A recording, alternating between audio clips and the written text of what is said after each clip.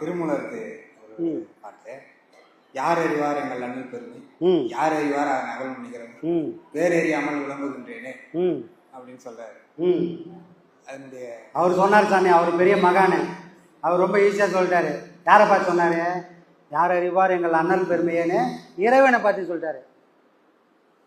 ஆனால் உண்மையில் என்ன பண்ணோம், கண்ணுக்கு தெரிஞ்சு ஒருத்தர் வந்து வாழ்க்கைனா இதுதான், வழினா இதுதான் ஒருத்தர் சொன்னார். அவரோட பெருமையை மாறியில. இறைவனை விட்டுடு, அவனை யாரும் பார்க்கல, பார்க்க போகிறதும் இல்லை கடைசி வரைக்கும். ஏன்னா இறைவன் ஒருத்தன் இல்லை. ஆனால் இறைவனுக்கு சாட்சியாக ஒருத்தர் இருக்கிறார். யாரே அவர் பேர் குரு. சரி, இறைவனை தான் கொண்டாட தெரியல, ஏன்னா நான் பார்க்கல. சரி, பார்த்தவங்களையாச்சும் நீ கொண்டாடுப்பான்னா அவரோட அருமையை தெரியாத?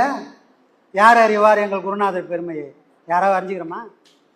யார் அறிவார் அவர் அறிவோட நீளமும் அகலமும்? யாருக்காவது தெரியுமா? நமக்காக இறங்கி வந்த ஒருத்தரை நம்ம அறிவுக்கு எட்டின மாதிரி அவரை பிடிச்சிக்கிறோம். அவர் தான் சொல்லிட்டாருப்பா, அவரே டிக்ளேர் பண்ணிட்டாரு, நான் சாதாரண மனுஷன்பா, ஒன்றும் இல்லை, என்னோட அனுபவத்தில் பேசுகிறேன், அனுபவத்தில் எந்த அனுபவத்தில் பேசுகிறாரு? யாராவது கேட்டோம்மா கேள்வி? சாமி, வார்த்தைக்கு வார்த்தை நீங்கள் அனுபவத்தில் பேசுகிறேன்னு. எங்கள் தாத்தா கூட வயசாயிடுச்சு, அவருக்கும் 100 வயசு இருக்கும், எவ்வளோ அனுபவம் இருக்கும். ஆனால் அவர்லாம் பேச மாட்டாரு. அவர் எவ்வளோ நல்லது கெட்டதெல்லாம் கடந்து வந்திருப்பாரு, பேச மாட்டாரு. அப்போ இந்த அனுபவம் அந்த அனுபவம் ஒன்றானா? அவர் சொன்ன அனுபவம் இறை அனுபவத்தை. ஆனால் எவ்வளோ பெரிய தன்னடக்கம் பாருங்க. அதை ஒரு நாள் கூட நான் இறை அனுபவத்தில் பேசுகிறேன்னு கூட சொல்லலை. அப்போ எவ்வளோ பெரிய பக்குவம் இருக்கும் பாருங்க.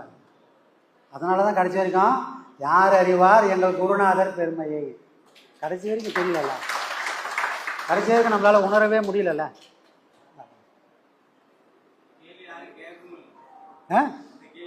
கேட்கறதே கிடையாது.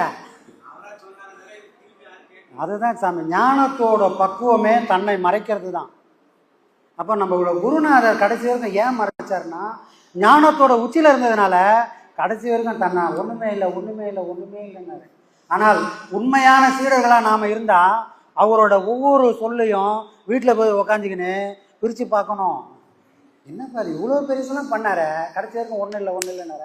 இன்னும் ஒன்றும் இல்லைன்னு நம்ம எப்பாவது கேள்வி கேட்டிருந்தோம்னா நம்ம மனம் அதுக்கு 1000 கேள்விகளை உடனே கேட்கும். அனுபவத்தில் பேசுகிறேன்னா எப்படி பேச முடியும்? இறை அனுபவம் இருந்தால் மட்டும்தான், அந்த இறை சக்தி இருந்தால் மட்டும்தான் இந்த மாதிரி கேள்விகளுக்கு பதிலே சொல்ல முடியும். ஐயா சொல்லுவார், சாமி நீங்கள் எப்படி சாமி பேசுகிறீங்க? அது ஒன்றும் இல்லைப்பா, நான் வெள்ளைக்காரன் கூட பழகிறேன், அதனால இங்கிலீஷில் பேசுகிறேன். நீ இங்கிலீஷில் பேசுற, நீ வெள்ளைக்காரங்கிட்ட போய் பழகு.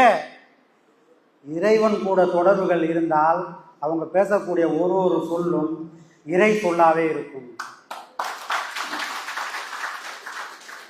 அதனால தான் நம்ம குருநாதர் அவ்வளோ பெரிய உயரம். ஆனால் கடைசி வரைக்கும் நமக்கு அவரோட நீளமும் புரிய போதில்ல, அகலமும் தெரிய போதில்ல. ஏன்னா நம்ம அறிவு ரொம்ப ரொம்ப ரொம்ப சின்னது, மூளை மட்டும் பெருசு, அறிவு ரொம்ப ரொம்ப கம்மி. சொல்லு சாமி.